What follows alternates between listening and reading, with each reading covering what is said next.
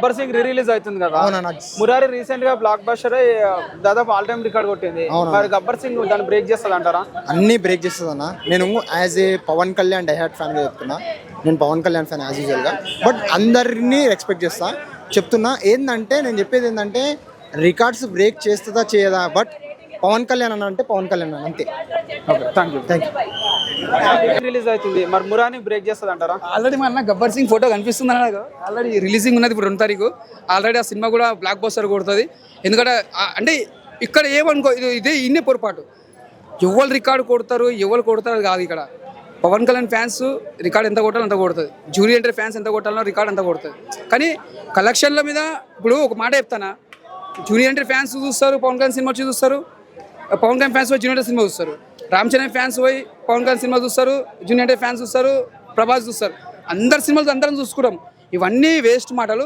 పవన్ కళ్యాణ్ అన్న ఎప్పుడు ఒక రేంజ్లో ఆ రేంజ్లో ఉంటాడు. పవన్ కళ్యాణ్ అన్న ఆయన ఒక ఆ రేంజ్ ఆ స్థానంలో ఉంటాడు ఎప్పుడైనా. ఎందుకంటే ఆయన ఒక పొలిటికల్గా ఎంత పేరు సంపాదించుకుండో, సినిమా ఇండస్ట్రీలో కూడా ఎంత పేరు సంపాదించుకున్నాడు.